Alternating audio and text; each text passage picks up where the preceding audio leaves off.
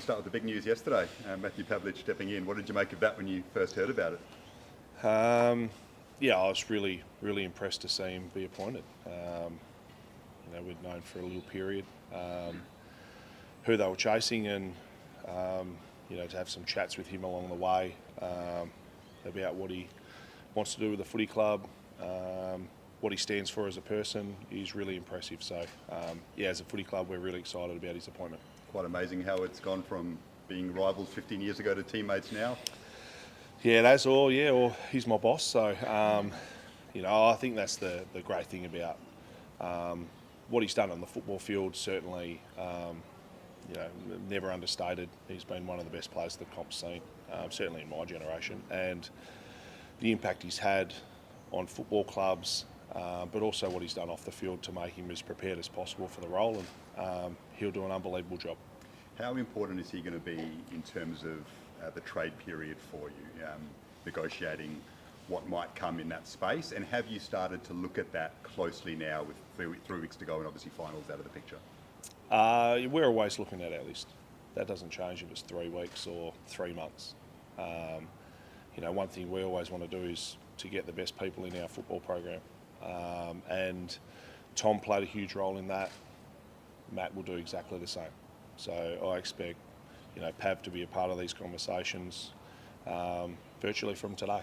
And that's a great thing. He knows so many people. He's got a great football brain. And also having Tom navigate through the early part of Pav's time here is going to be really beneficial as well. I know he just got here, but has he said anything yet that's kind of piqued your interest into ideas for the club? No, I think generically he spoke yesterday to the playing group, to all staff. And I think the first part was just about how he is as a person and what he's going to add from a personal point of view, but the real finer details will come now. So he'll head back to Perth. He's got stuff he's got to sort out there as well, and commitments he has to do back in Perth. So that won't change through the footy season, but there'll be a lot of phone calls in between. Do you expect he'll sort of have an adjustment period when it comes to coming into town like Sydney in terms of the sporting environment? I think he's aware of it. I think he's been... he certainly asked those questions when he was coming over and speaking to him the weeks leading in before his appointment. He has a real passion for that, about understanding the dynamic of the sporting landscape in New South Wales. And, from people, certainly Tom and Leon, who have spent a lot of time here, and myself for 8 years, have seen a dramatic change in the impact AFL's had on New South Wales and the northern market. So Pav won't be any different to that. In terms of the shaping of your list, Jake Lloyd's future, where's that at? So that'll be just a constant discussion, same as Dane.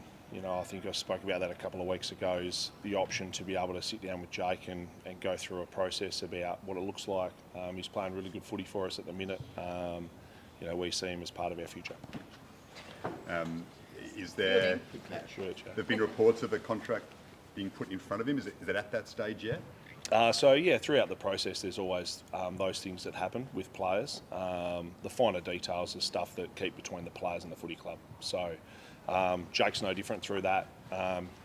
He's just had his second little baby. So he's got some other things that he's worrying about. A little boy that's a week old as well. So we're in constant dialogue with all our senior players and players that are out of contract about what the situation looks like, the ability to still be able to play footy and to a level that's required. He's doing that, which is good. Your key forwards get spoken about a lot in terms of recruitments as well. Has Jack Buller perhaps given you a bit more to think about in terms of that space, considering how well he's played in the last month or so? I think with Jack, he's doing what a young key forward can do. And I think, a lot of people sort of say with Jack, he missed last year with back complaints pretty much for the whole season. So he'd played half a year as a mid-season rookie before that. So he's certainly come on and shown that he's capable to play AFL football. So the finer details of what our list looks like, we've got 3 games to go, which I'm pretty heavily involved in making sure we finish off as well as we can, whilst also understanding we need to improve our list. Just in terms of your last 3 games, I think it's Lions, Cats, Eagles. Yep.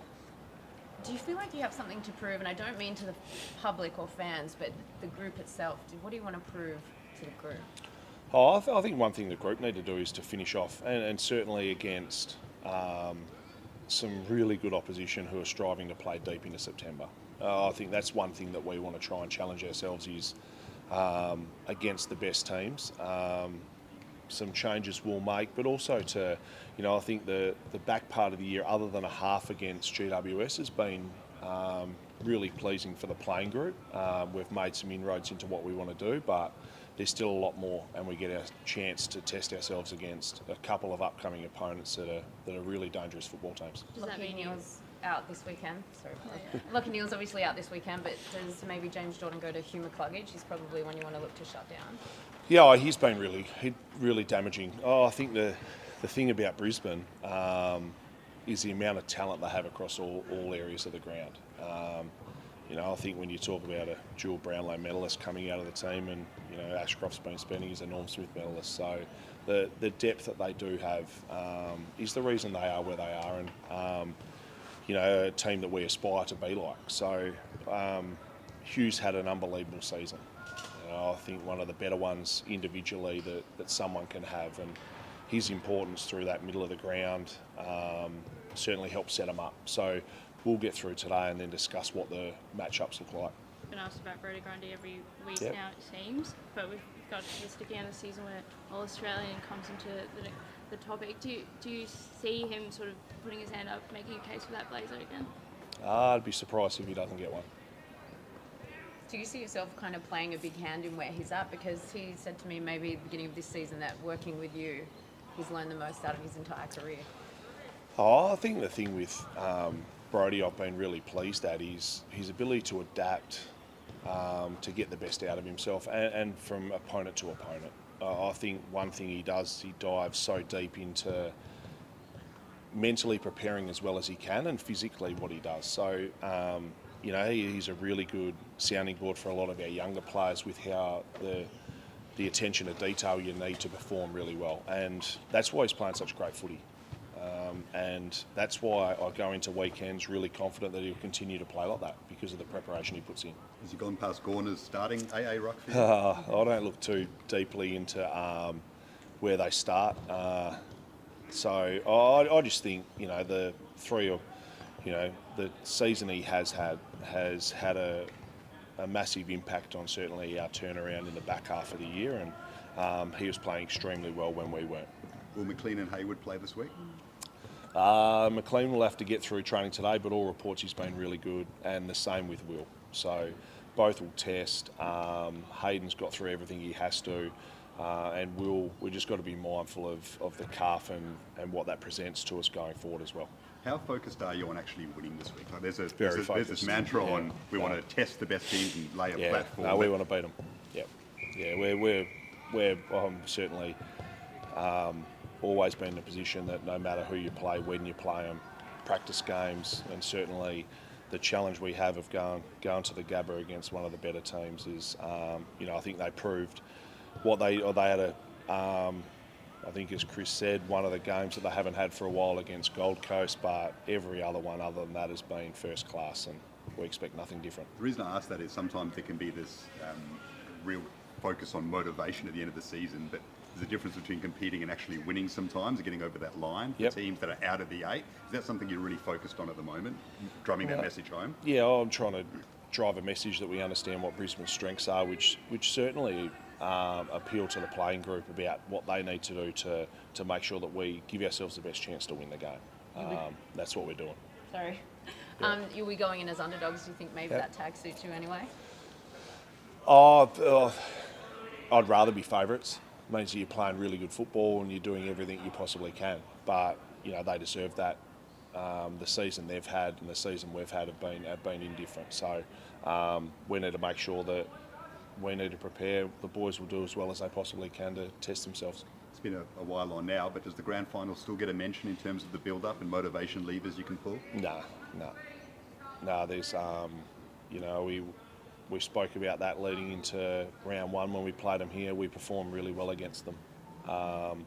So they've got to take confidence out of what we did then with a different playing group in a different year. So that's what I'm focusing on.